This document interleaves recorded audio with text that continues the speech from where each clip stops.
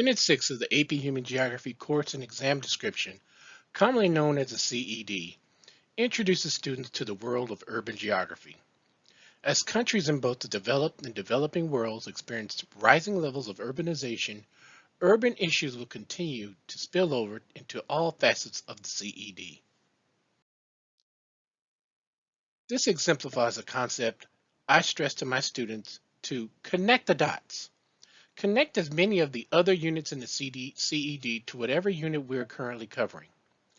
Geography at all levels has been compartmentalized, but as issues overlap, like climate change and urban land use, there exists a need for a crosstalk between the physical and human worlds, even within genres on the same side of the geography spectrum, like political and urban geography.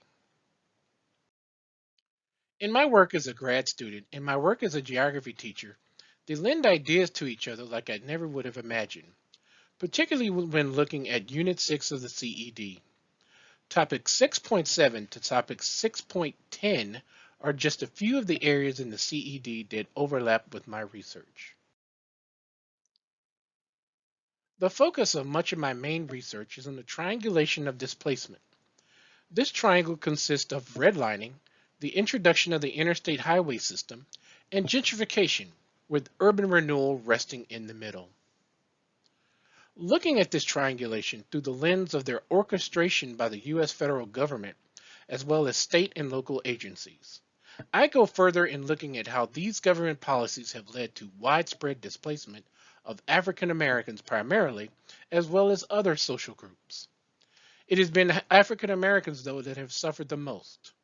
I've dubbed this infrastructural racism, a part of the emerging Black geography genre of geography. Stepping back for a minute and focusing on one aspect of the triangle, I'd like to share some examples of tools I use to teach redlining maps, such as ArcGIS and the HOLC or redlining maps overlay, along with median household income and housing occupancy layers to have students make inferences and connections with the redlining maps to the current urban landscape. Another tool we like to use is MapWarper. We take the HOLC maps and overlay them onto OpenStreetMap to analyze them with tools like Open Historical Maps, where you can take historical maps and interact with them as you will in OpenStreetMaps. We introduced Open Historical Maps in the spring while using OpenStreetMap throughout the year.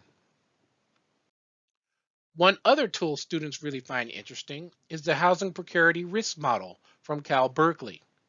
Students can see how their neighborhoods could be potentially affected by some of the urban challenges we discover. The interstate highway system is another point on the displacement triangle. The 1950s Interstate Highway Act surgically destroyed many communities and has led to decades of places of cultural significance for African Americans to lose their cultural characteristics. Destruction of through African American, Latino, and even poor white neighborhoods like New Orleans' Treem neighborhood, as I-10 destroyed Claiborne Avenue, which was the center of black business and the center of much of New Orleans' jazz scene. Add others like the 10th Street section of Dallas that was not only bisected by Interstate 35, but is now in the crosshairs of developers. So a couple of conclusions.